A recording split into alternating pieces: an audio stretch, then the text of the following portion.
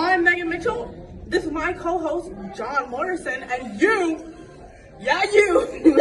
are listening to the True North Racing Podcast. Time to strap in, pull those belts, and get ready for an action-packed episode of the True North Racing Podcast. Are you ready to unhelmet your favorite racers? Get ready for the most fun you'll have outside the racetrack to get you ready for the next race. You're listening to John Morrison and Megan Mitchell, and this is the True North Racing Podcast.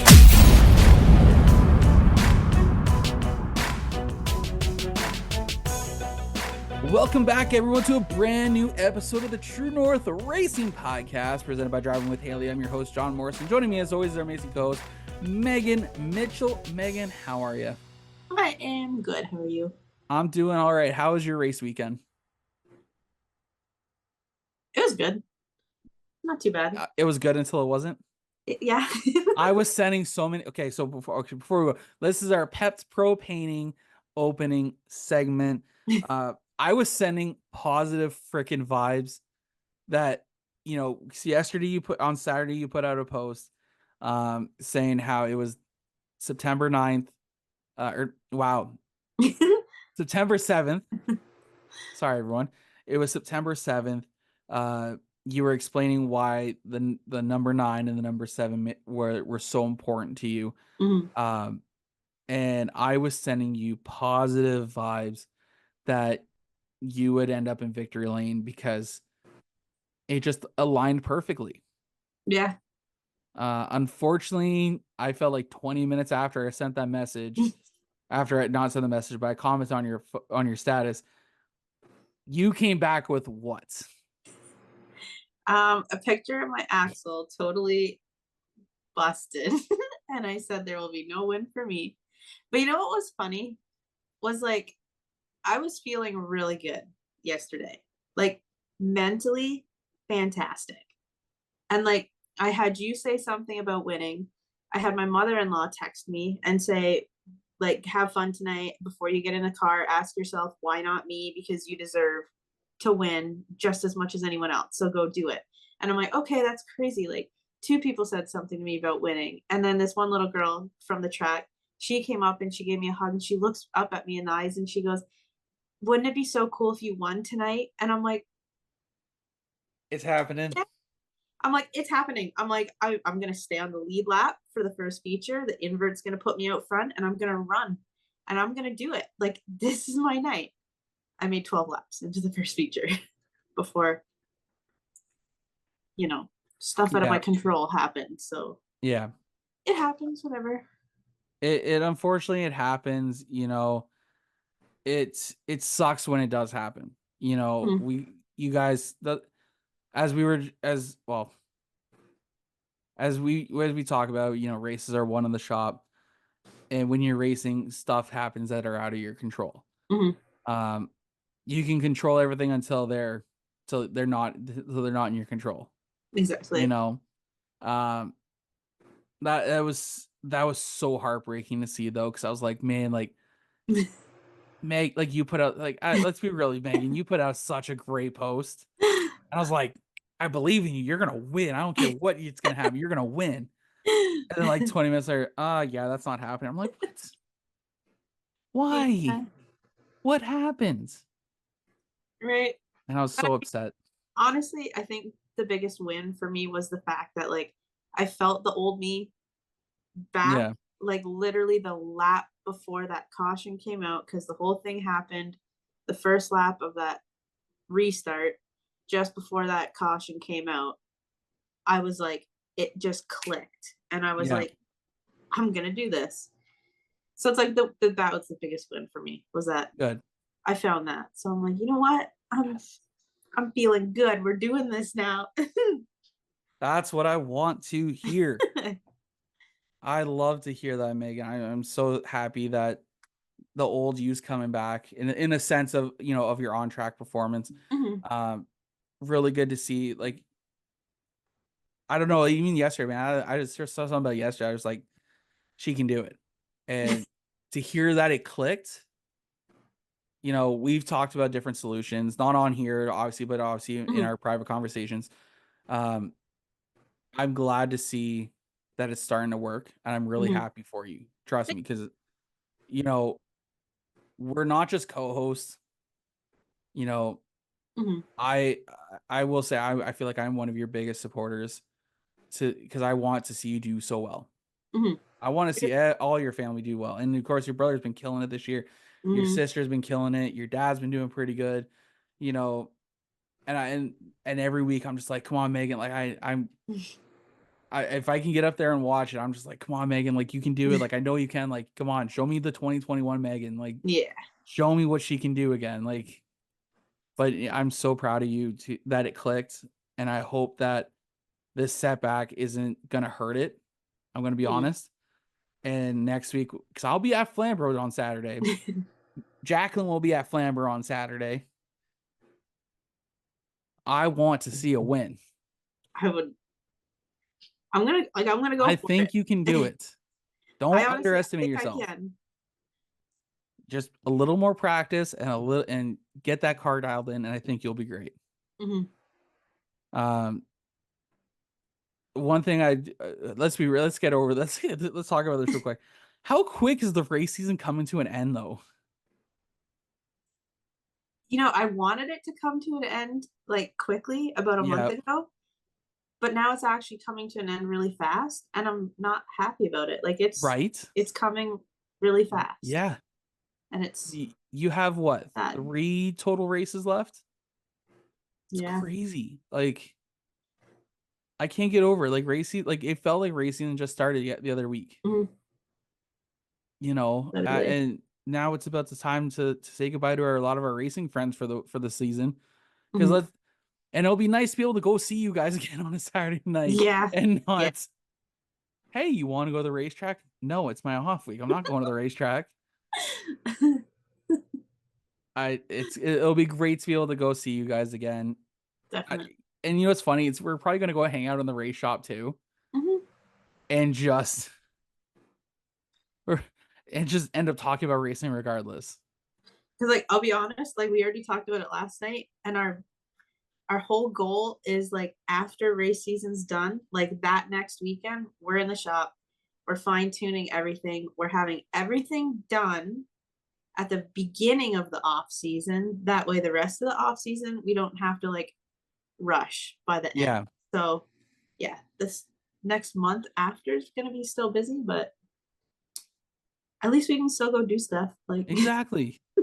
You can still take that Saturday night off and go. Yeah. Because I want to try to get all of us to go out to like Dave and Buster's or something like that. Yeah. And just go have like a nice adult night out and just go have fun, Yeah, I can't believe it. Like we just like the past couple weeks here. I want to say this though, like it was great. Like last Saturday, we didn't do a show last week, so I want to talk a little bit about last weekend real quick. I still can't get over. Like I was so tired last weekend. First of all, because Saturday morning I went to the airport early and checked out I took the boys and we checked out. We saw the snowbirds. We saw the red arrows, which by the way. Holy crap. The pageantry the Royal Air Force puts on to send off their red arrows. Yeah. I could not believe it. I was my kids were trying to talk to me. I'm like, guys, just shut up and watch this. Like this wait. Because they were all looking at each other. They would do something and they would snap their head and look back towards the other person. That person would do it real quick and they would snap their head, look like it was stuff going down lines, doing checks and stuff like that. And I was like, I'm sitting there with my mouth up. I'm like, this is amazing. And then to hear the roar of them roll out. Oh, I bet. And then taking off. Now, nothing will beat the F-22 Raptor, which I'm going to throw up here real quick because I want you guys to see how this thing takes off. This thing's badass.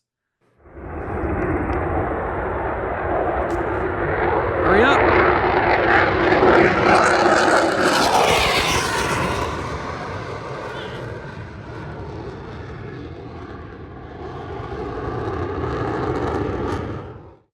It was so cool.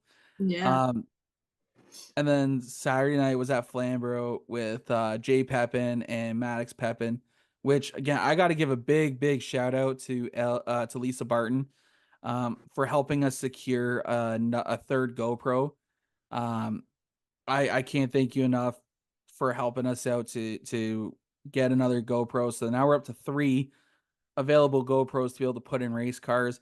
And if anyone is interested in helping us get a 4th one, we're not talking about new. I will more than happy to go out and pick up a used one off marketplace, but we are looking for more marketing partners for our day at the races, race day vlog. If you'd like us to help us secure a 4th GoPro, because we do have one more double race day vlog at the end of the year on September 28th, and I would love to get another GoPro for then. If you are if you or your company is interested in helping us out, please message us. JomoPromos@gmail.com. You guys can also find us on Facebook, Instagram, TikTok, YouTube. Shoot us a message. Let us know if you that you want to join us, be a part of us, and let's figure out something so you guys can be a part of Jomo Media and Promotions for 2024, for 2024 and 2025. We are, and one thing I do want to say is we are working on our calendars. I very slacking on getting some more car pictures over to Megan's sister Rachel so she can finish the design on it. I'm realizing I thought I was going to be good to have it maybe for championship night at Flamborough. Right. I'm realizing pretty quick that may not be the case. Because I need to sit down for one night and really get them done. Right. Find all the pictures that I want to use, make sure I got all the copyright for them, allowed to use them, pay for the photos so I can use them. But I hope that I can have those done for championship night, have some ready to go. So if you guys would like a 2025 Jomo Media calendar, I know because it's all the 2024 drivers, but they're all gonna be still in the calendar for 2025. Like, yeah, it's confusing. I know, like right now, actually, I look up, I have my September calendar right in front of me, and it has Sarah, Gianni, Madison, and Caitlin. So it's I love them. I would love to get one done and have as many of our drivers sign them as possible. Mm-hmm. I would love to get one of them done. But yeah, if you're interested in one of our calendars, please message us. Please message me on Facebook, Instagram, TikTok, YouTube, wherever, and we can get you guys set up with one of our calendars for 2025. Yeah, we're gonna. What else? Yeah, this weekend. Mm-hmm. Oh man, today I didn't even go to the races this weekend, but I felt was busy as hell. Actually, it's funny because Monday, I'm gonna go out and pick up a new computer desk.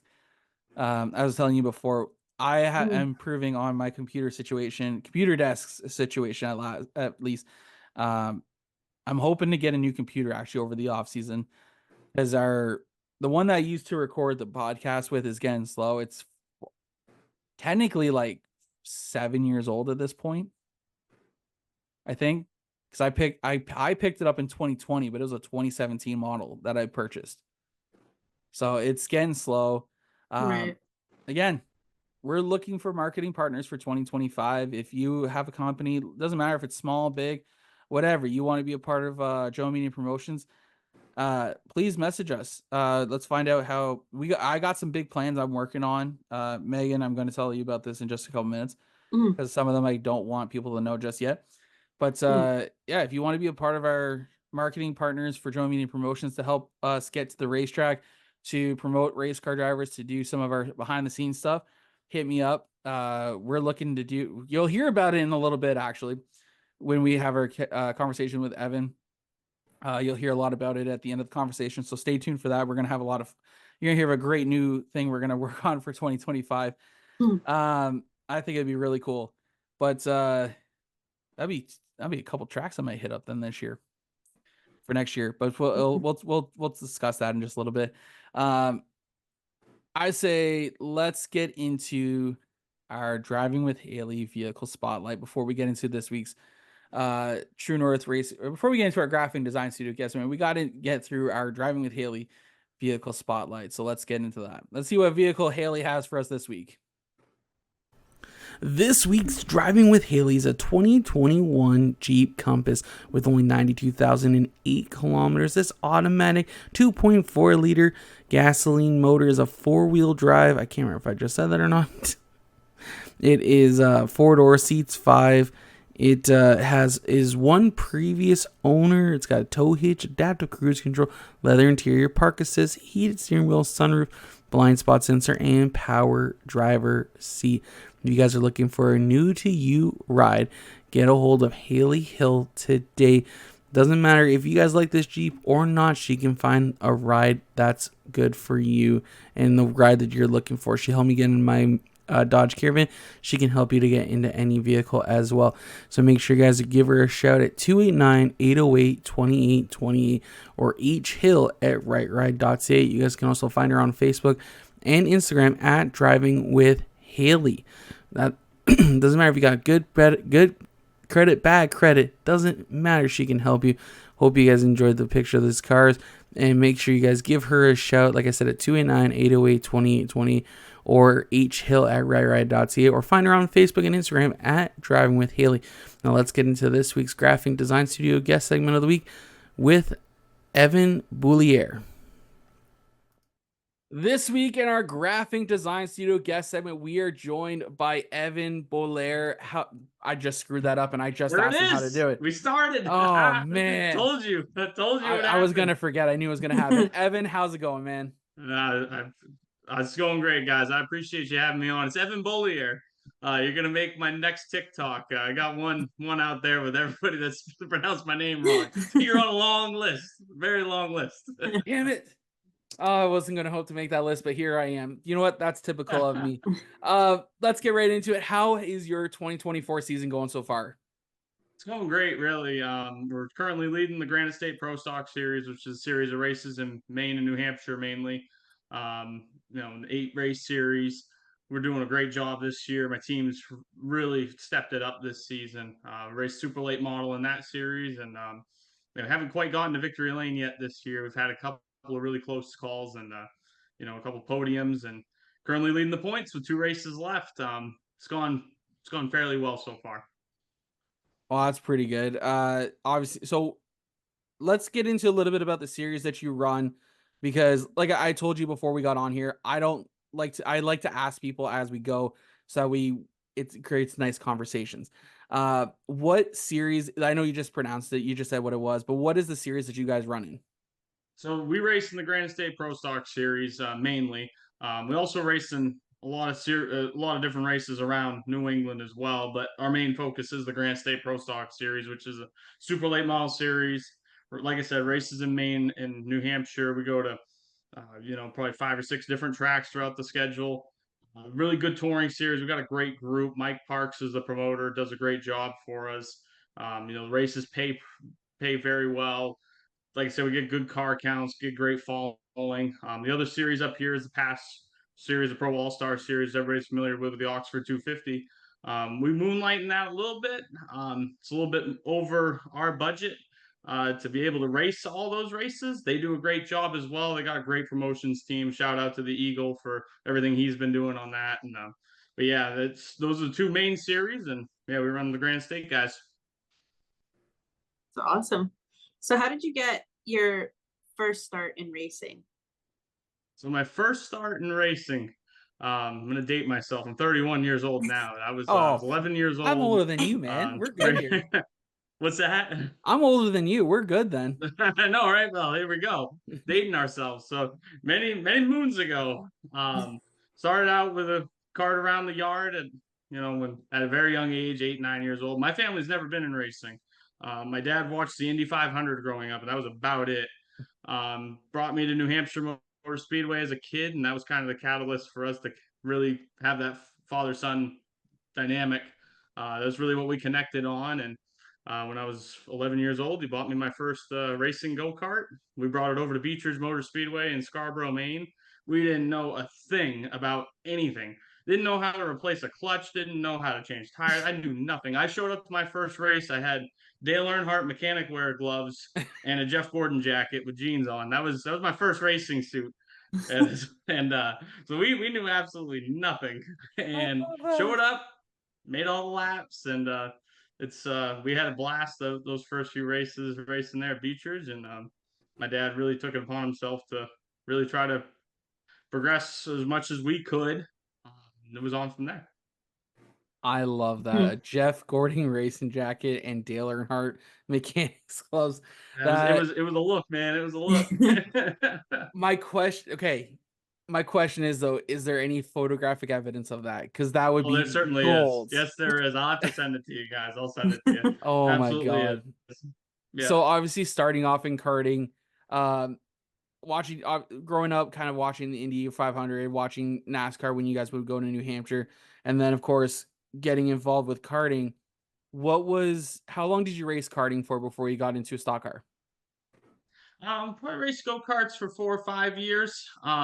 Down here, the next step was the legend cars. That's what we had the interest in doing. At Beechridge, you had to be 15 at the time to race. So, we raced go-karts for 4 years and got a legend car and went and did that for, 4 or 5 years after that before I was 20 when I made my first Super Late Model start. So I had a late start compared to a lot of kids now, but yeah, we just didn't have the means to just go right up into a Super Late Model or anything like that. I remember my second or third year racing legend cars, and we'd be racing the day of a pass race or something and just dreaming about being one of those guys out there. And it came to fruition finally for us, but it certainly wasn't a fast tracked process. And again, no, like I said, our families never was in racing, so we were trying to make ends meet and just do the best that we could on our level. And luckily,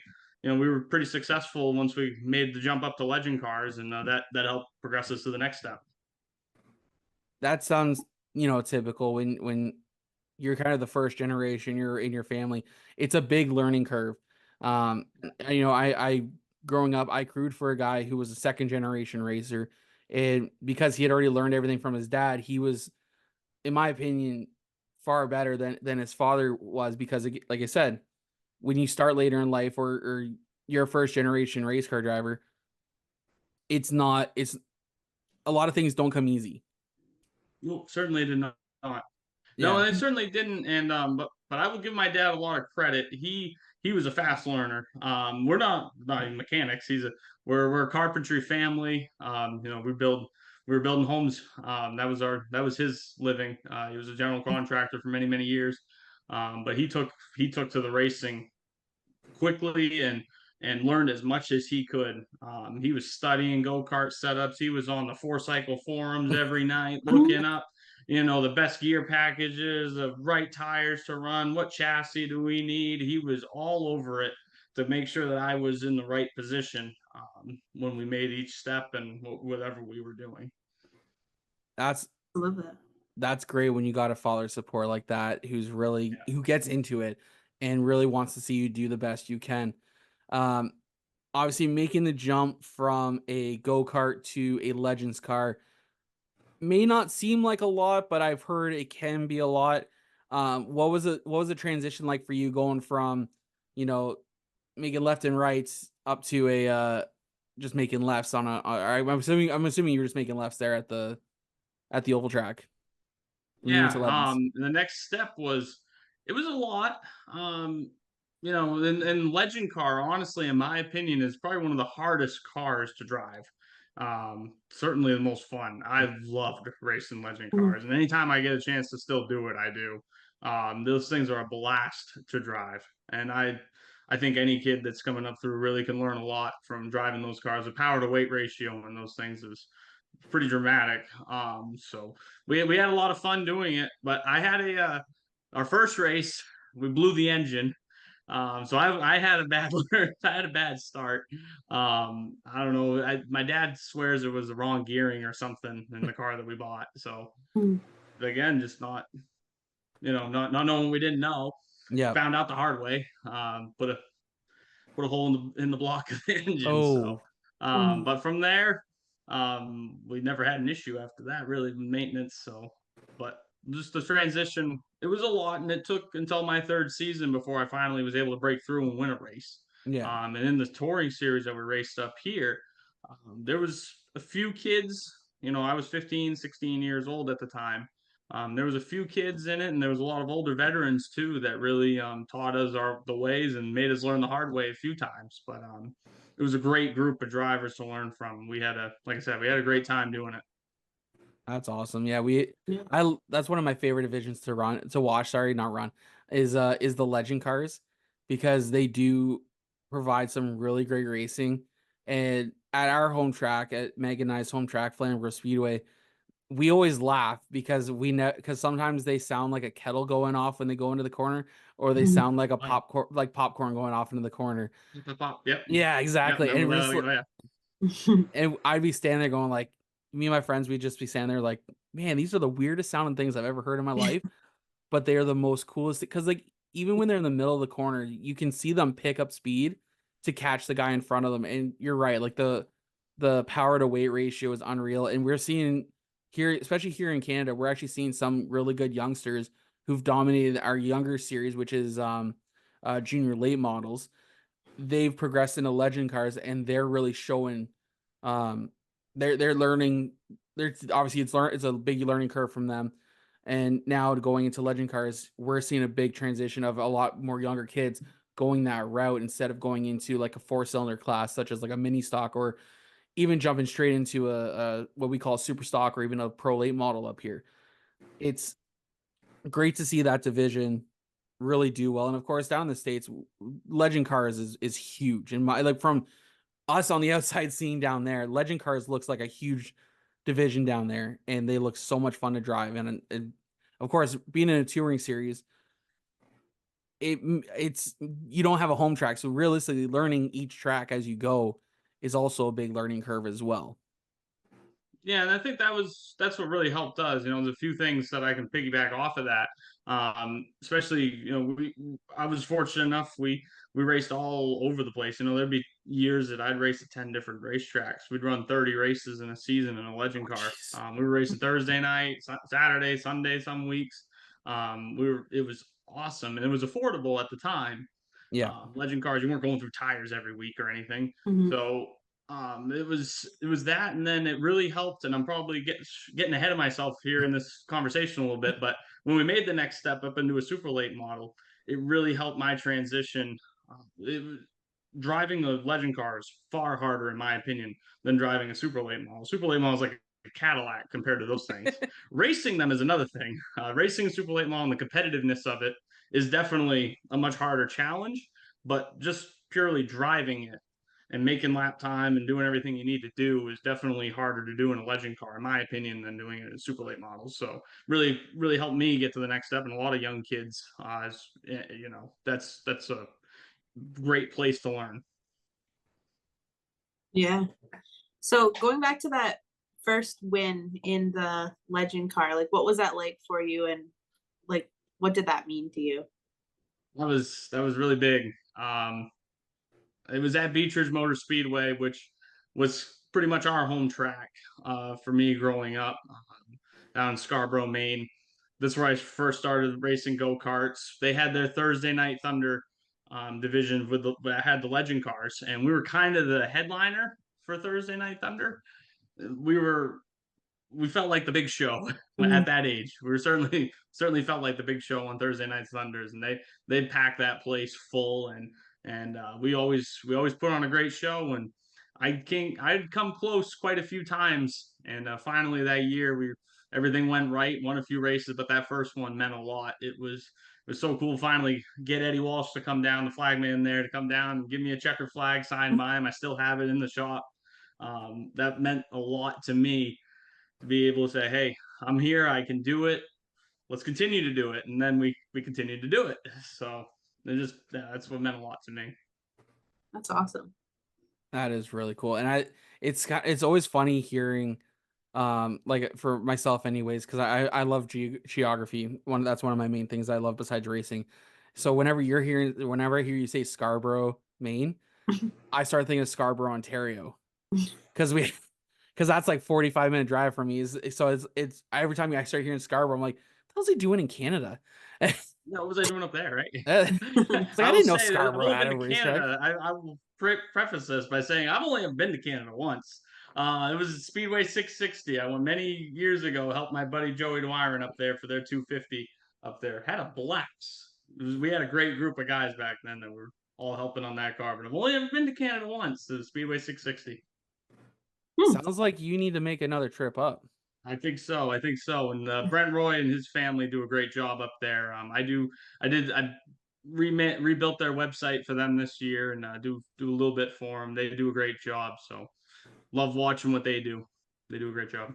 Oh yeah, we of course, even though even though we're based in Ontario, we love racing all across Canada and even in the States, which is again how I ended up reaching out to you because, and I said I prefaced this earlier as well to you before we started recording, was that you're, I think, our second ever American to join us. So and that's saying a lot because we're at episode 148 that we're recording right now. The only other American I ever Noticed that, had yeah. was episode 1. No kidding. Yeah. Wow. He's a friend of mine. He's all the way from Texas. So that's what you get from meeting people online, right? That's exactly right. That's a great beauty of doing a podcast and doing what you guys do. And in today's media landscape, you guys can do your podcast up there and it can reach to anybody in the world, really, especially here in the States as well. It's awesome. Oh yeah. But we're going to get back into the conversation about you. We're not going to make it more about us.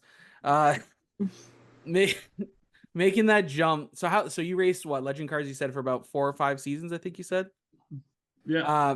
And then you made the jump to super late models. What was that transition like? Again, going from what I think they're running like a Yamaha motor in those things still. Yeah. And and it was then now you go 1250 to Yamaha engine, made about 130 horsepower, 140 horsepower, whatever it was. Then making it up into the big car. Transition, it's a pretty cool story how we were able to make the next jump. They had what was called the Maine Young Guns program, TV show here in Maine. Mainly Motorsports did a big deal about it. They picked 10 drivers throughout the season. This would have been 2012, I believe it was.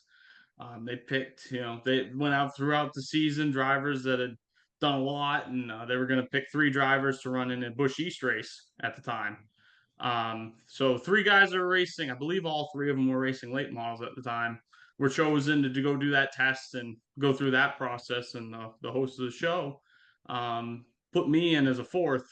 We were racing, like I said, we were just racing legend cars. Didn't have a whole lot of backing. We weren't going to make the next step on our own. And he put a deal together for me to race the final race of the Beechridge season that year in what was the Pro Series, Super Late Models, with Dan McKay, who was track champion there. They had a spare car, and they put a deal together to have me get in that car for the final race of the year. Unfortunately, circumstances didn't let me race that final race of the year, but we made a deal for the following season. Made my first start in 2013 in the super late model in the Pro Series at Beechers, and there I was racing against all my heroes, racing for a hero of mine, getting to drive his car. So that's where that next step came in. It was Steve Perry of Mainly Motorsports that was the catalyst for that. Greg Peters, who's another big name down here in Maine, he helped a lot of young drivers, and he took me under his wing, and my car was at their house for quite a bit. His son raced legend cars. I'm pretty close to his son, John, still to this day. Poor John had his legend cars parked outside, and my super late model was inside at his own house. But that was really cool. We had a lot of fun then, and went on my first year racing the Pro Series. That is awesome. It's really cool because sometimes when we get to talk to people like this, we know a lot of, like in Ontario, we know we have Junior Hanley, we have Don Beater. I mean, we got all these legends, the Lapsviches, we got all these legends.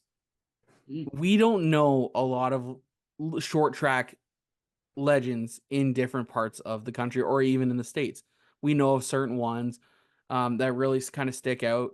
But over in Maine, who are some of the drivers that are like bigger than life that you think were like the best? Like, like the best thing ever that you think they should have gone to NASCAR? Like, who are those kind of peoples that are in Maine?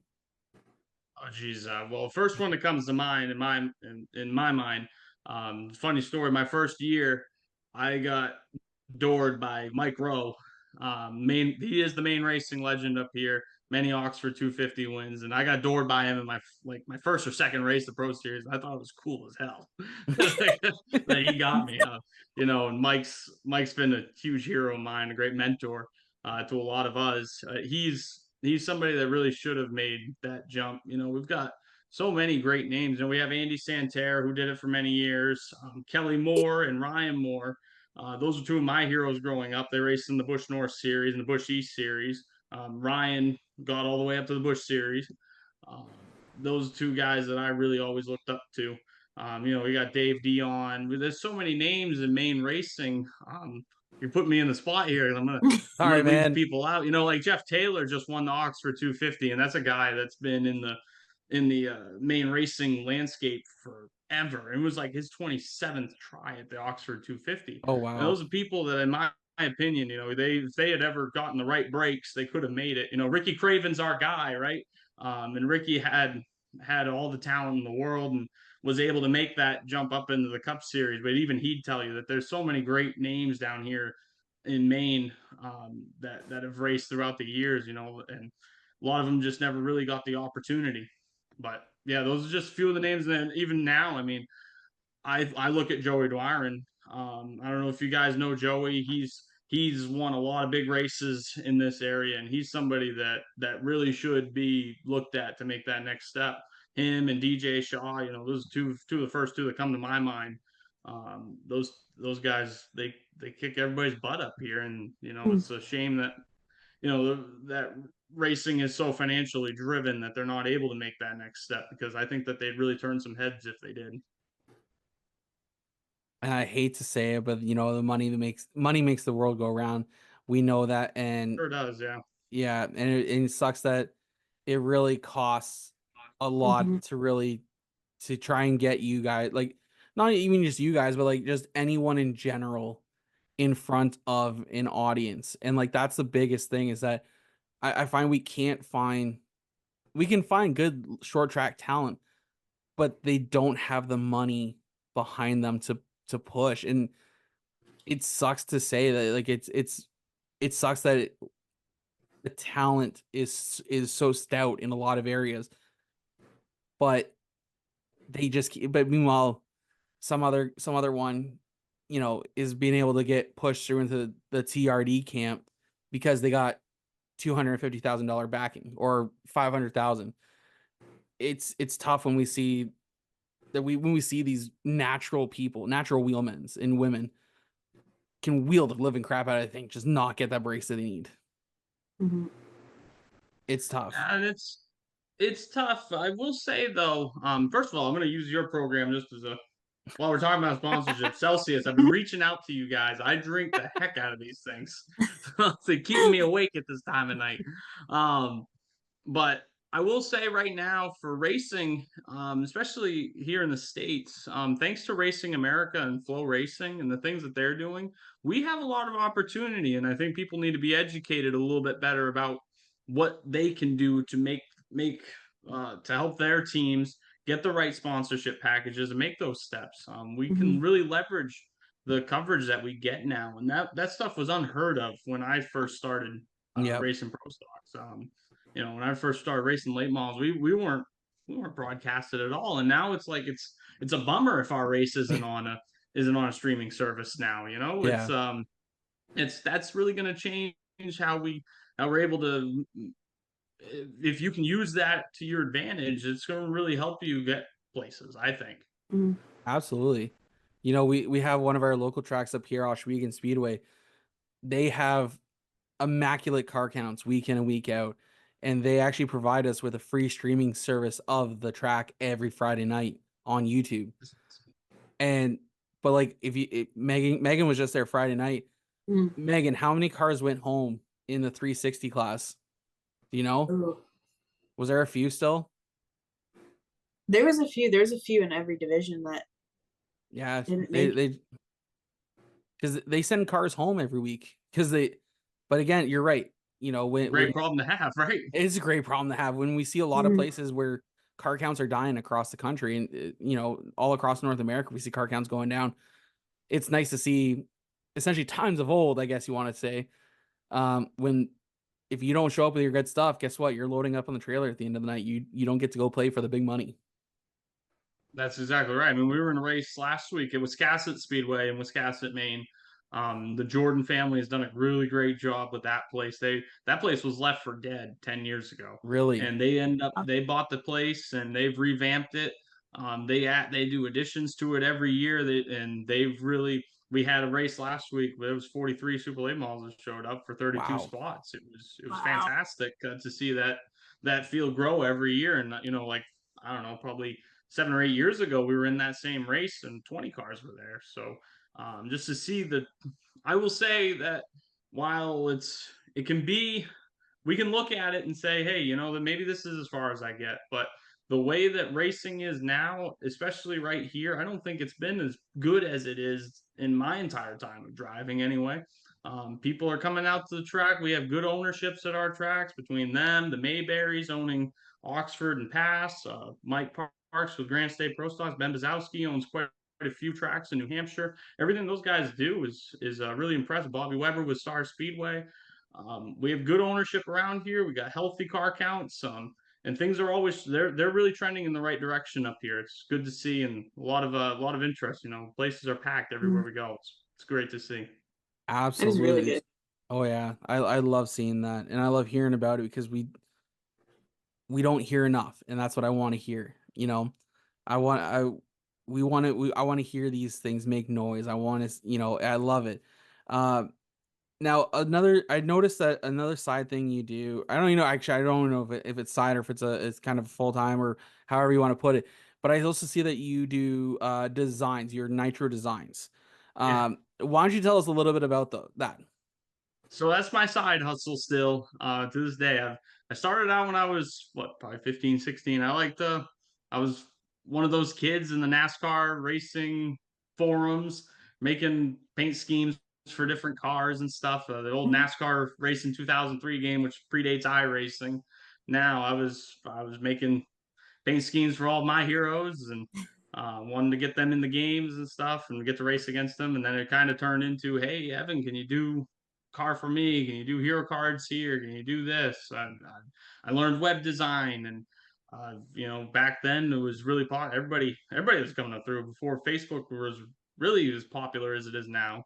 You needed to have a website, of course. Yep. So all those things really turned into a little good side hustle for me for a while, and it's really grown into a pretty awesome small business for me. I got a few cars in the back wall here that I've designed, and yeah, I gotten to do stuff for the NASCAR Truck Series all the way, from go karts to the Truck Series, and I'm always looking for more opportunities. My day job though is I'm a building supplies salesman for Hancock Lumber, which is a seventh generation company here in Maine.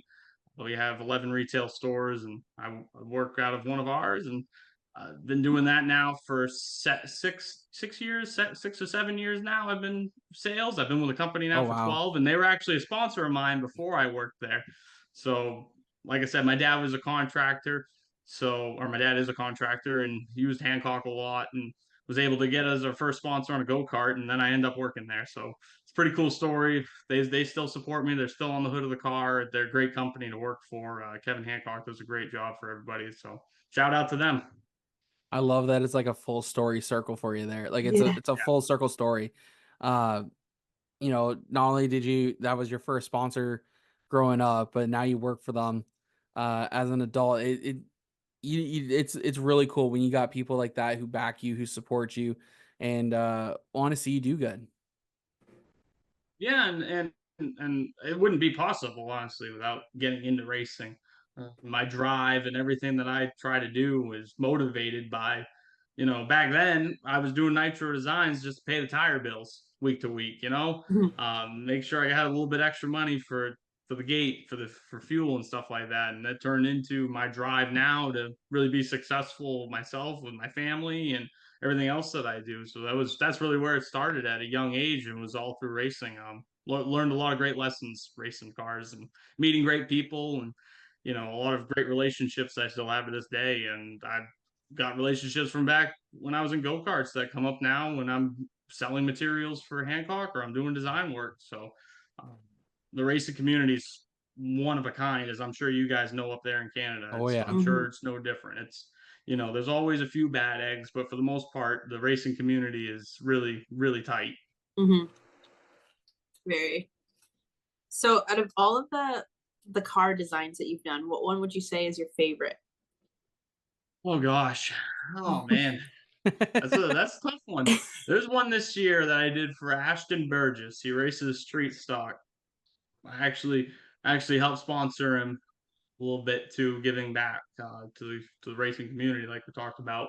But man, his car is sharp. It's got an orange, fluorescent orange roof, and you can see that thing from miles away. That thing stands out in a pack.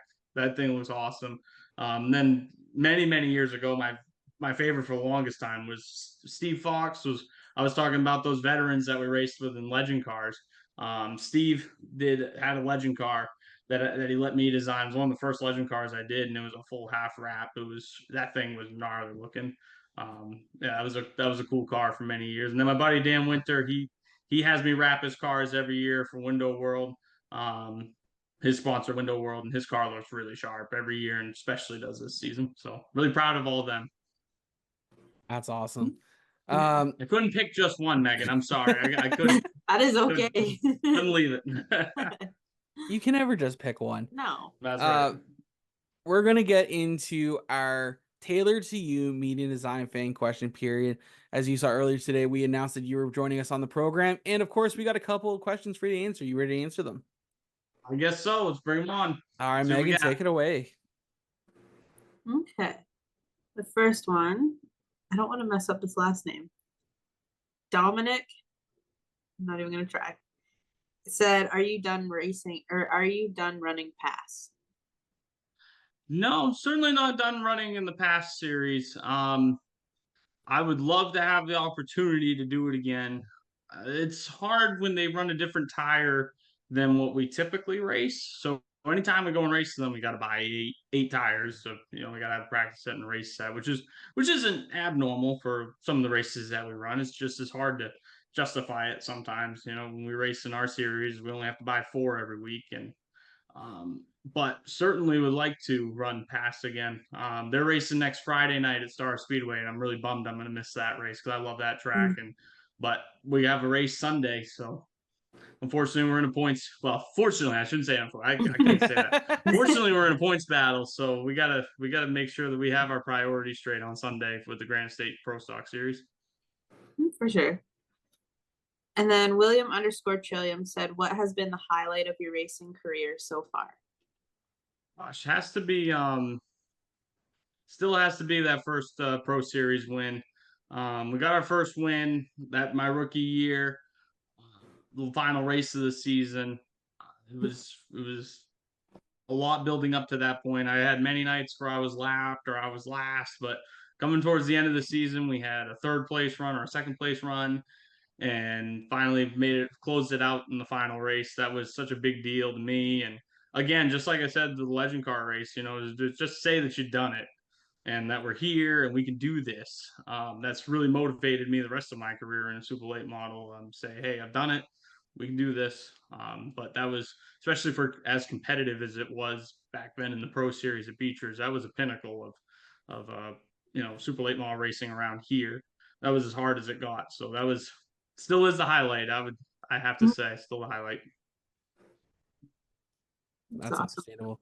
That's going to wrap it up for our Tailor to You media design fan question period. Of course, we got to thank everyone for submitting their questions. Make sure you guys tune in every Sunday at noon to see who our guest will be that week. And of course, we got to thank Evan for taking the time to answer those questions for us. Getting back into our conversation here, you said you had 2 races left, you said, in your season with the Grand National Series, or wow, Granite State Pro Stocks. Granite State Pro Stocks. I'm gonna get this right at some point. I swear to God, I am. And it's probably gonna be after the show's done, unfortunately. With 2 races left, where are you sitting in points, and where do you think you'll end up? So right now we're leading it. We're 19 Okay. points ahead of second place. And yeah, we just got to continue to focus on these last 2 races. Our next race is in Bangor at Speedway 95. We led a lot of laps there earlier this year. Probably could have won the race. Unfortunately, we got tangled up there while we were leading the race. So yeah, we came back to finish 5th, but so we had a really fast car, and as long as we go back there with that same speed, I'm not going to let that happen again. So going back there, got to make sure that we do all the right things. And then our final race at Lee USA Speedway, we've always run decent there. We were 6th there earlier this year, so as long as we can just have a solid run these last 2 weeks, we should be able to close it out. But I've personally I've raced for many years. I've never been in a position where I'm leading the points going into these last few races. So it's a little nerve-wracking, but I'm looking forward to the challenge. We're doing our part. My team's really putting in a lot of hard work, and we've got another few nights in the shop ahead of us this week, and get ready for be as prepared as we can be, and let it all fall where it may. That's gonna be a great thing to watch. I'm gonna try and I'm gonna stay tuned as much as I can over the next couple of weeks to keep an eye on you and see how well you do. Because like I said, you're a second U.S. driver. You're from Maine. I don't know much. Like, I'm gonna be honest. The only thing I ever knew about Maine is from Mighty Ducks D2, and that's because Julie the Cat Gaffney said she was from Bangor, Maine. That's the only reason I ever knew about Maine. That's where I'm racing this video. Mighty Ducks. I'm just being honest, man. Like, that's just it. I'm just being honest. I know I'm like, I used to grow up. When I grew up, I was going to Ohio a lot. And I was like right down the street from Toledo Speedway. Never made it. And I would love to go on a road trip and like for a summer and try and visit as many US tracks as I can, because I think there's a lot of history at a lot of these places. Like you said it yourself, it was like Wicasa. Wiscasset. Yeah, Wiscasset. Speedway we have Jucasa up here, okay? So sorry. You said that was resurrected after sitting dormant for years. It was left for dead. There's a lot of history there, and I think it'd be really cool to go kind of see, obviously try and see what it looked like beforehand, but of course to go see what it looks like now and really get an idea of what, like I said, I'm just a Canadian boy. I don't really know a whole lot about it. I know some of the bigger, US tracks, but now it's going to give me a real purpose to be able to look at these tracks and really start learning.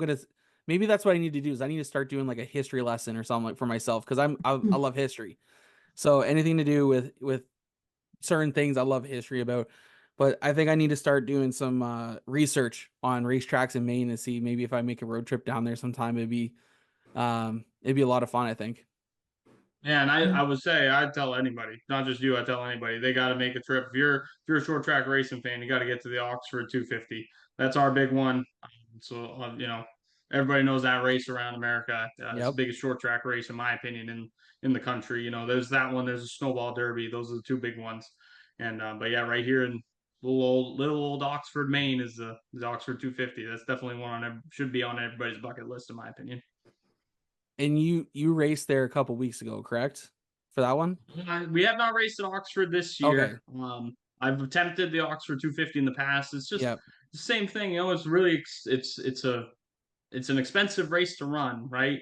250 lap race, a lot of tire. It's a big tire bill, a lot of competition. You get 50, 60 cars that show up to that race every year, and but yeah, everyone comes out for certainly.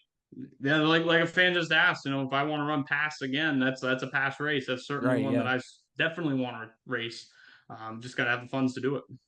Exactly. But yeah, it's some of these tracks, like I said, they look really cool. And I think Oxford is one of those ones you need to, it's a bucket list one. It's even if as a fan, you gotta go check it out. It does look like a good time. I've seen some pictures, videos from there, and it looks like a good place to go watch some racing. The camping scene is wild. You'll get lost camping at Oxford for a week. I can promise you that. Oh man.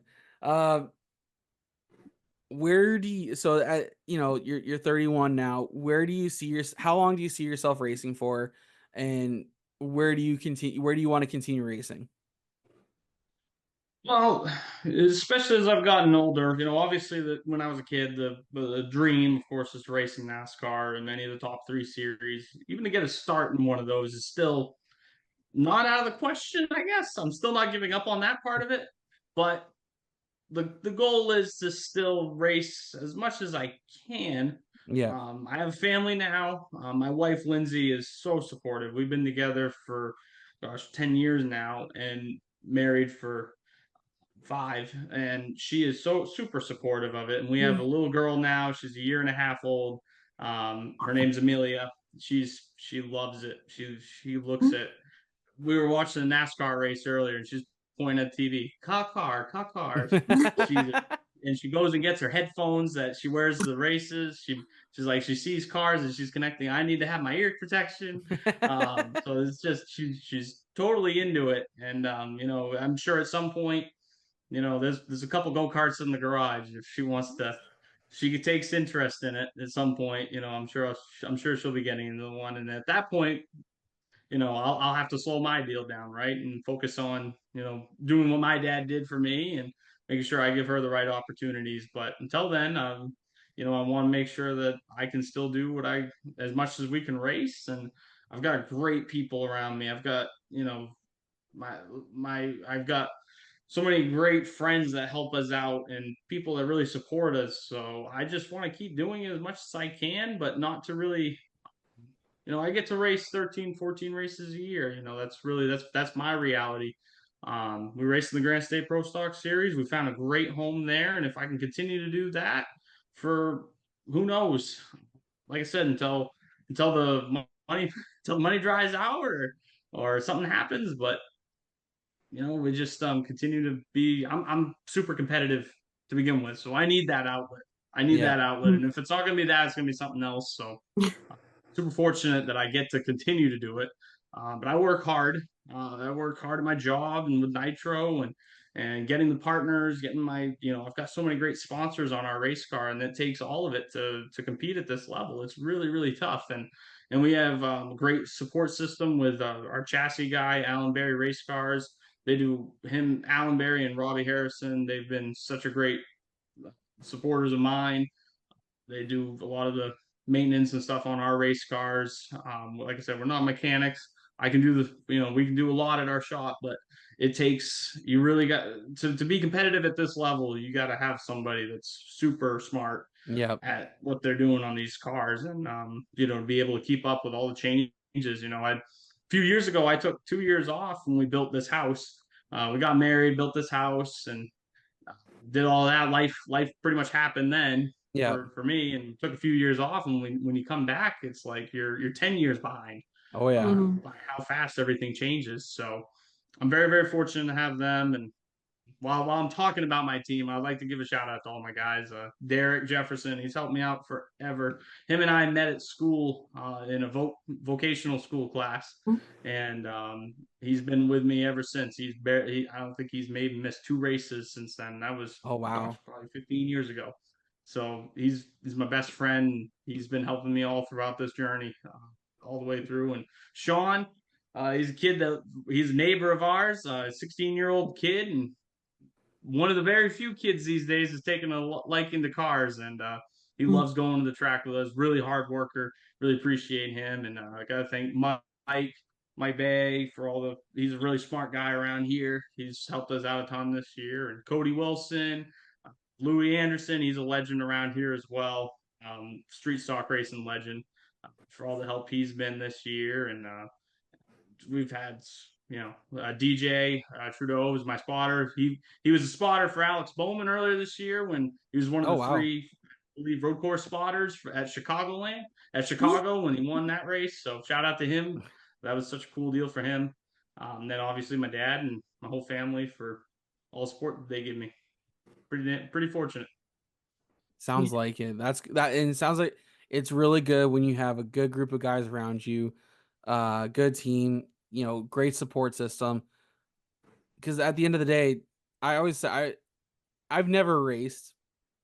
I've always just been involved with teams, but I always found doesn't matter if you finish first, 10th, 20th, 25th, doesn't matter.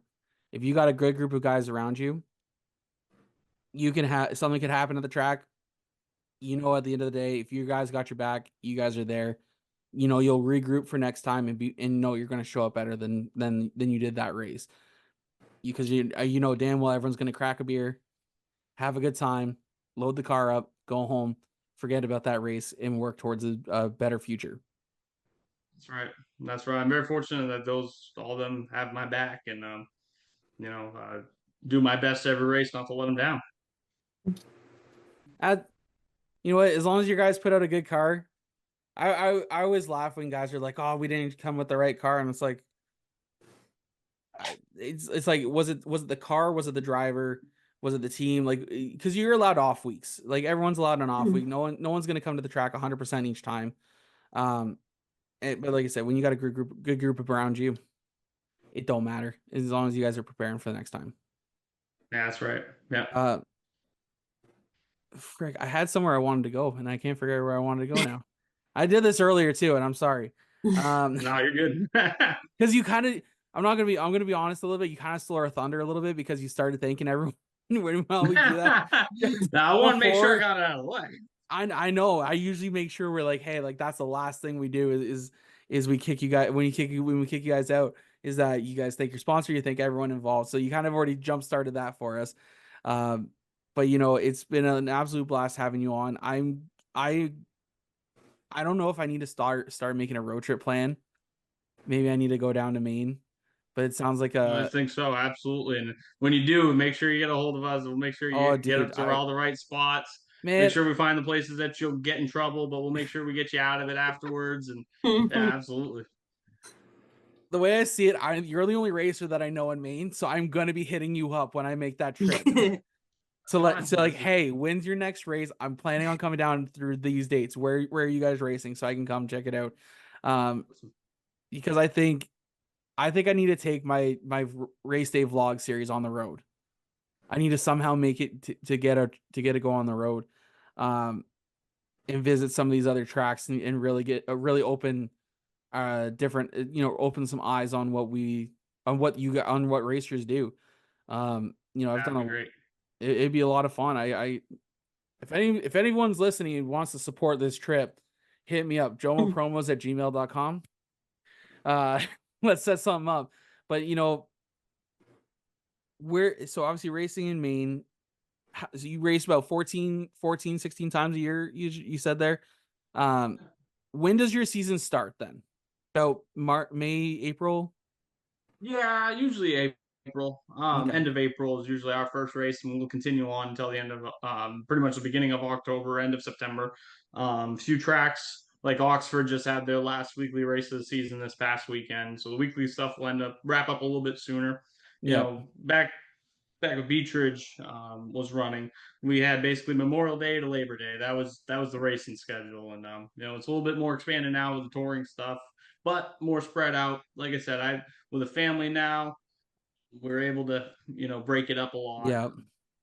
Throughout the summer, so we still have some weekends where we can do stuff as a family, and it's not all about racing, right? So got to make sure I have that balance.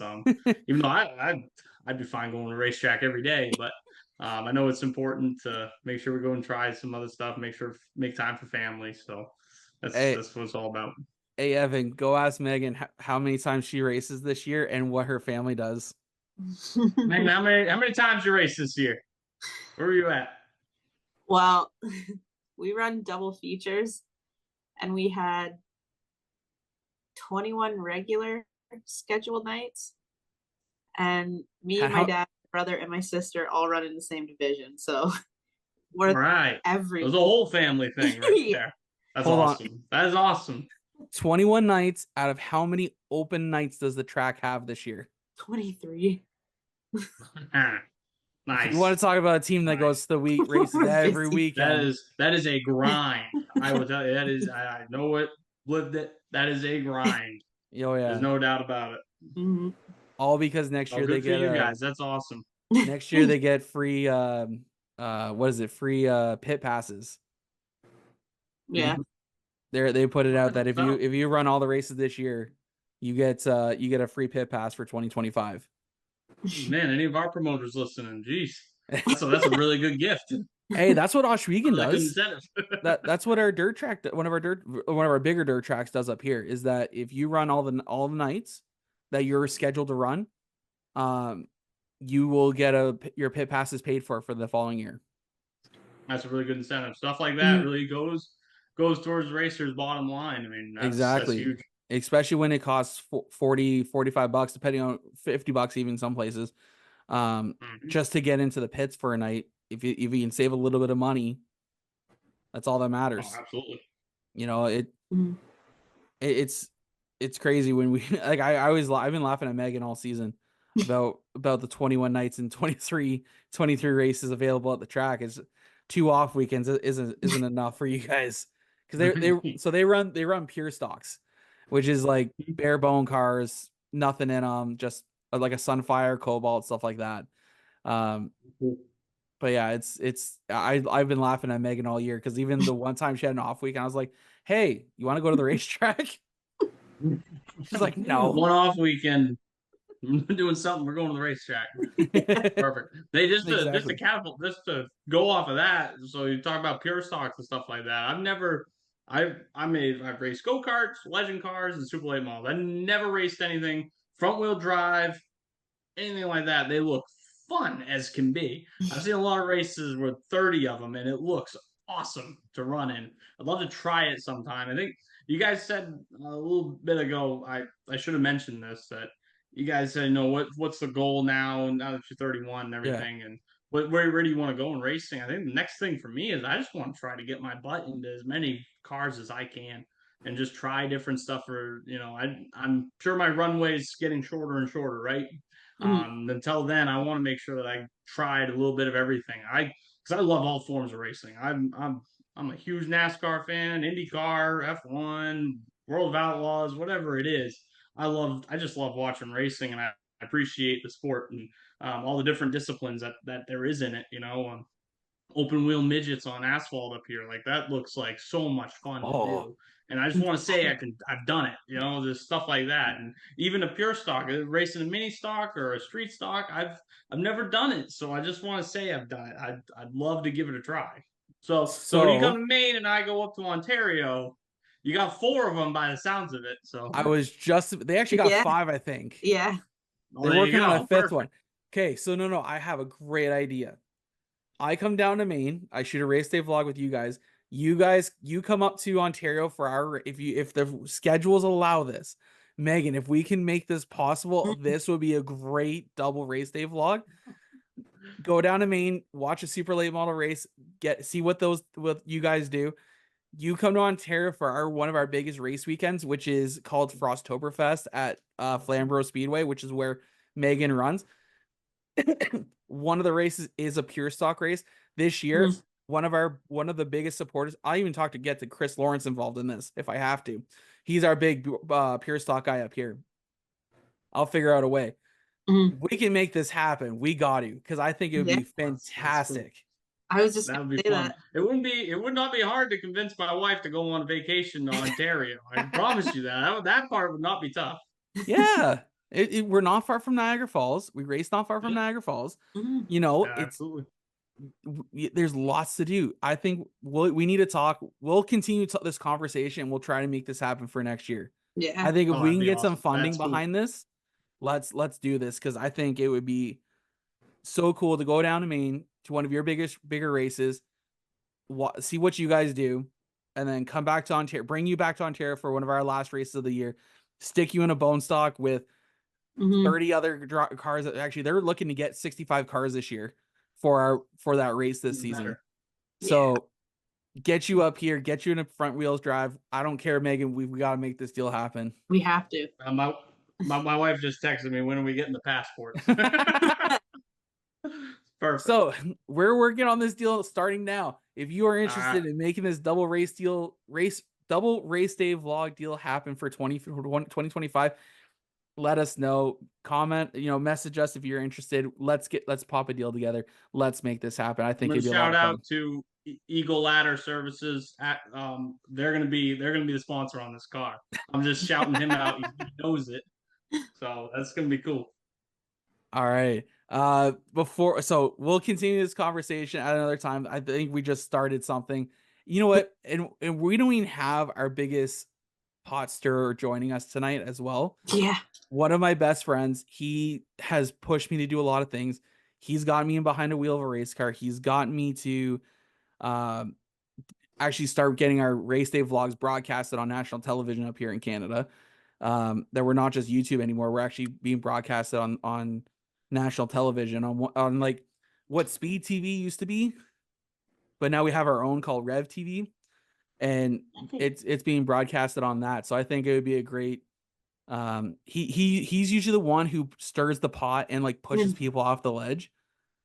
So like this is a first for me to actually really just like actually second for me. I got something else. I got another deal coming up after next weekend at Flamborough. Just no one knows about it really. You'll hear about it, that's for sure. But yeah, they I think it'd be really cool to see get you behind the wheel of a pure stock and see what get you to learn what these crazy things are about. Yeah, And looks like fun. and you get to race at a track in Canada. That'd be a bucket list thing. There's no doubt about it. That'd be really cool to do. If we can make it a 2-week deal, frick, get you out to Peterborough for autumn colors. There you go. Yeah. Spend Canadian Thanksgiving with us with a bunch of people at a racetrack. Doesn't sound awful. Does not sound awful. I've never been to that race and to our autumn colors up here, and I hear it's such a blast. 3 days of racing, Friday, Saturday, Sunday. All the features run Sunday. They have it's just from what I hear, it's just a blast. And it's one of those, again, it's one of those bucket list items for people here in Ontario. Oh, cool. But Very we're going to continue this. Again, if you're interested, hit us up, contact us today. Let's figure this deal out. I want to see this happen. 2025, 2026, we'll have a lot of fun. But Evan, we have sadly reached our time. It's been a lot of fun getting to know you. And like I said, we're going to stay in contact because if we can make this deal happen, we got to. But yeah, before you already started thanking your crew guys. So if there's anyone else you want to thank, we're going to let you have the floor for the next about few minutes, next couple of minutes here. So feel free to thank anyone from your great-great-grandparents to your, yeah, to any your first ever dog. Feel free to thank whoever you want, your sponsors. But yeah, the floor is yours. All right, I gotta thank Natalie. She is a good girl. My yellow lab, first and foremost. Gotta make sure I shout her out. Said thank dogs. So, but yeah, I gotta thank my great sponsors. I got two really big ones. Hancock Lumber and Brett Davis Real Estate. They do a lot for me. I'm really appreciative of everything that they do, and we got a lot of other partners on our car that I'm really fortunate to have. Want to say that for while we're going to be finishing up our regular season in October, we're going to be racing. I do a lot of virtual racing too, especially in the off season. So we'll be running in the NEP series. It's a mix of Canadian and New England, Northeast drivers. We all come together throughout every Thursday in the off season. So make sure you watch that. Fortunately, when we do the Canadian races, I usually get wrecked by somebody. Jeff Brown, that's all you, buddy. But yeah, you guys don't get that reference, but he will. But yeah, the NEP series is a lot of fun to do. So like I said, just love driving cars. If it's real or virtual, anything, just ultra, be as competitive as I like to be, and it's a really good outlet for us throughout the off season to continue to promote what we do and grow the sport. And I really appreciate you guys having me on. And really proud of what you guys are doing to promote the sport up there. It's really cool. Like you said, you've had 100. This was 148 episodes. Like I said, I was going through a few of your episodes before, when you asked me to come on, and I realized that you were north of the border, not down here, and figuring out how you found me. But man, that's really cool that you guys have had that many people on, and growing. Like I said, there's been an upswing in podcasts in the local racing community, and we're still a tight knit group. And anything that we can do to promote the sport and grow the sport is,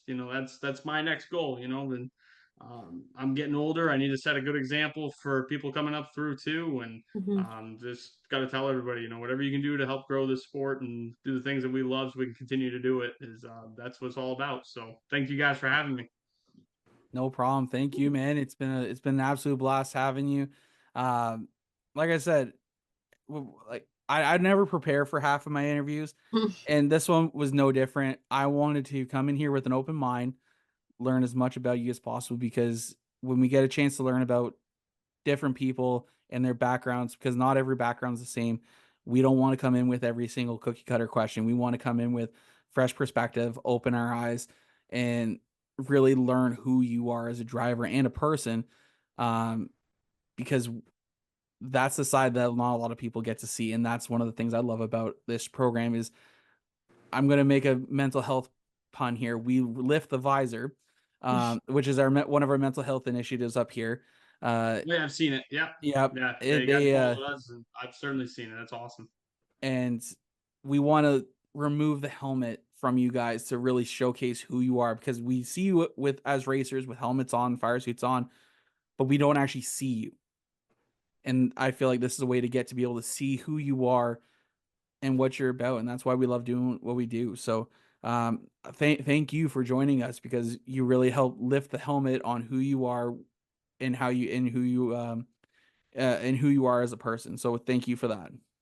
I appreciate it, guys. Yeah, like I said, thanks for giving me an outlet to tell my story, and learned a little bit more about some Maine racing and what we do here in New England. And if you need to make other connections for guys down here, guys and girls, we have a lot of Let talented me drivers know. down here. Really Mhm. do. And there's a lot of great stories in this area that need to be told. So I really appreciate you guys having me on. I'm going to hold you to that. Next year, I'm going to go to I'm gonna get to the pharmacy tomorrow, get a passport picture, and get things lined up. We're gonna get started on this ASAP. But yeah, man, if you know of anyone who you think would be great to come on, shoot me a message of their names, how I can get a hold of them, and I will be reaching out to them and start putting a list together. Maybe I could do a whole month talking about racers in Maine. Get a few episodes out that for a month of them. That would be really cool to be able to talk to more racers and Mhm. really showcase them as well. Awesome. So Awesome. thank That you. sounds great. Thank you so much for joining us this week on the True North Racing Podcast. This is our graphic design studio guest segment of the week. Thank you so much for joining us. All right. Thanks, guys. We'll see you later. And we're back from our conversation with Evan Beaulieu. Sounds like I said that one correctly this time. If I didn't, go check him out on TikTok. He he will let me know if I said his name incorrectly there. Megan, what did you think of our conversation with Evan? What was your favorite part? I don't know, it's hard to pick a favorite part. Like, he had a lot of good stories to share, and it's like it's different talking to somebody who's down in the States, because we're not like fully aware of all of these drivers he's talking about. So it's like it was something different, and it was really good. Like, I really like talking to guys like that, like just And stories. like I always say, we don't prepare here on Mhm. this show. Like Megan, I'm gonna be honest, we don't really talk on the day of the, Mm-mm. and even you were like, I don't really know much about Evan. I'm like, good thing, because I don't know much about him either. We're gonna learn together. Um, but it was so much fun chatting with him. Getting, like I said throughout our conversation with him, the only thing I knew about Maine was that Mhm. Julie the Cat Gaffney from Mighty Ducks 2 was from Yeah. Bangor, Maine. That's the only thing I knew about Maine, and I'm honest. Mhm. Only reason I really know about it, because every time I think of that movie, I hear Julie Gaffney, Bangor, Maine. Like, that's all I picture in my head. And I know it sounds stupid, okay? I know it sounds stupid. But that's the way it is, okay? And Exactly. Megan, you know me. I think of the most randomest things to remember, and that's what sticks. Yeah. Like, I pick up on so many small things that I feel like are absolute useless knowledge to anyone, but you never know when they're going to be used. Exactly. Like, how many times have we had a random conversation? I brought up something that had absolutely zero impact. Quite a bit. The first Let's thing be real. that came to mind, I'm not even gonna mention the whole thing, but it was something about ducks and chickens or something. Like just totally random. Forgot about that. I did not. Jack, you know what? Jacqueline brings that up every now and then because she remembers the search history that came up on her phone Yeah. that they was recommending. Oh, that's a NSFW conversation that Megan and I had, talking about ducks and chickens and reproductive systems. It was, oh God, I forgot, that was hysterical. I love that. Oh my God. Megan, with only 2 races left, how are you feeling? 3 races left in the season. How are you feeling going to the final 3 races for you? Good. I mean, Frostfest, there's gonna be a lot of good competition. I don't intend on making the A main. Like, it's possible, but you just got to be there. yeah. So it's like I'll be there, but Are you guys the Saturday or the Sunday? Sunday. Oh man. Yeah. What is it? Gates open like 10, I think. I don't remember. It is early. Hey, I know it's early. It's Early. It's a long day. I don't know if I really like what they've done with it, but I kind of get where they're coming from for it. Mm-hmm. Because I really enjoy a full 2-day program. Yeah. Now I get some of the divisions, yes. But that's where I don't know. I don't know. But I understand it though, because in years past, how many times would we see one of Frosttoberfest races get rained out? Mm-hmm. We'd always get Saturday in, and then Sunday would have to be pushed. And then sometimes drivers wouldn't come the 2 weeks later because guess what? Because the 2 weeks later was after autumn colors. Who wants to come back out after autumn colors? Yeah, exactly. You know, it's tricky. But I feel like they used to have like a couple of like 1-day programs for some of the divisions, but it was a lot of the qualifying for all the Sunday features. Mm-hmm. I think that's what I liked, was that everything was 2 days, but all the feature, typically 90% of the features ran on Sunday. Yeah. You know. Mm-hmm. But with 2 regular season races left, thankfully you guys get a break on the 21st, since you haven't had one since beginning of July. Mm-hmm. What are you hoping for over the last 2 races? What do you see yourself doing over the last 2 race weekends for you? I just want to keep progressing so that I can go into 2025 right out of the box, like feeling good. But honestly, I keep talking about it and I'm trying not to jinx it, but like my main focus is on Chase. Like, he's up to 10 podium finishes this year. The kid's totally blown my mind, and that's what my focus is on, is just making sure that he finishes the year strong. So yeah, he's had a hell of a year. 10 podium finishes. You know, that is nothing to scoff at all. Especially when you guys have 21 nights of racing. You guys have completed 19 of them, which means when you double that is 38 races or so. Yeah. 10 podium finishes. That's a little under a third. Mm-hmm. You can't be upset about that. No, I'm kind of jealous of him, but 2025 is your year, Megan. You're going to win 5 races, finish on the podium 32 times. We're going to do it. I'm hell bent. That's my goal. I just want to finish the year strong, go into 2025 and just kick ass with a renewed focus. I love it. That's what I want to hear. We are gearing up for the return of the driver's seat in a couple weeks. We're going to do it after autumn colors. So that way we can kind of start closing out this season of the True North Racing Podcast, see what happens with the driver's seat, possibly bring it back for 2025. We're working on some things with that. Are you looking forward to that in the offseason to talk about your whole race year? Yeah, I am. And of course, I know I think I've asked you this before. Are you ready for checkers or wreckers? No. I never was. I have asked you that before, but I still. That's my favorite segment. I love it because a lot of it's just useless knowledge I have in my head that I just use against you guys. Literally. It's not to make you guys look dumb. It's just to have fun, right? It's fun, exactly. We played it this year at Motorama. It was it was really cool to be able to have to play that in front of a lot of the people that were there. Mhm. They got a little bit of taste of it. Of course, some of the times we didn't have like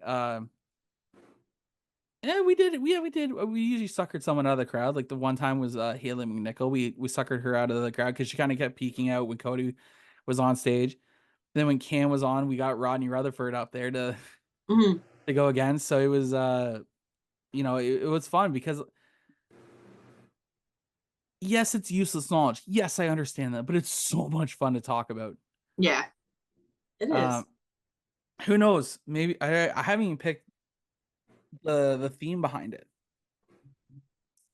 So you guys may be in trouble because I haven't picked a theme yet. Yeah. It could be no matter what. It could be where did you finish on your first race of the year this year? Like it could be something pointless as that. Oh boy, we'll figure it out. Megan, it's we always love when you're able to join us, and it's been great having you back. We miss you when you're not here, and of course it's always so much fun when you're here because it's nice having conversations instead of me just talking to everyone else. Yeah. And then I feel less crazy. But it's great that we're bringing back the driver's seat for at least a one-off episode this year. Mm-hmm. I know you've seen it. We've already worked on the artwork behind the scenes. Yeah. Of the YouTube portion of it because we will air this on YouTube. This is not going to be. We're just going to have some fun. About an hour, I think I said we're going to do it for. But yeah, like if anyone's interested in being the presenting sponsor of the driver's seat for 2025 or want to be an associate sponsor, please let us know. Please message me, Megan, Caitlin. We can figure some out. We haven't announced. Next week on the program we're going to have Jacob Ross on. He's a late model competitor out at Grand Bend Speedway. He's one I've actually chatted with him before. He was on our champions episode a couple seasons ago. So it'll be great to chat with him. He's actually one of our drone media drivers. He's our only drone media driver at Grand Bend Speedway this year. We're going to talk to him, find out about his late model program, and what he does as well, because he does a lot of stuff for the dirt side. Between here and Oswego and a couple other places as well, he's very competitive in that. So we've noticed that he's been helping out with them. It's gonna be a fun chat with him, and then of course after that is episode 150. We have not announced who the guest is. We will start probably putting out hints later this week. I got to work on the artwork a little bit to make sure no one can tell who it is coming on the program, but I'm excited for that. Megan, are you excited for episode 150? I'm excited. 150 episodes. Can you believe it? That's a lot. Holy crap. I didn't think we were going to get to 100. And here we are. I will be asking what has been your favorite memories of not you in general, but everyone else. We're going to be asking you guys what has been your favorite guest, what your favorite memory of the show is. Because we want to hear what you guys have to say, because that's, in the end of the day, you guys who listen are our fans, and you guys are the ones who put up with us each week. And I'm sure maybe one or two people are listening right now, but because I know you guys are listening for the guests, not for Megan and myself. But let us know what your favorite memory is. Let us know and we'll talk about it on the show on episode 150. Megan, your next race is coming up this Saturday, September 14th. Oh, that was it. I gotta talk to you after. I gotta tell you what's gonna happen next week because I'm really excited. Okay. I meant to tell you that earlier, but we'll it's gonna be really cool. But yeah, we're gonna have I will be there. I will be there doing a race day vlog with Mark Allen. This is my fun. I feel like I'm doing double race day vlogs for the last 3 weeks of racing that I'm doing. Yeah. But it's because Friday night I'll be out Oshwegan with Cam Thompson in his Right. crate sprints for the Northern Crate Sprint Nationals. And then Saturday I'll be at Flamborough with Mark Allen in the number 40. The Pug. We'll be riding along with the Pug all night. I'm excited for that. And then we'll finish off our season with double race day vlog with the Sutcliffes. And by the way, that's going to be roughly an hour long video we're going to put together of that. Because Megan, guess what? What? We're doing a mega behind the scenes that Jacqueline and I are going to meet them at their race shop in the morning. Ooh. See what they do to prepare for a race day. Yeah.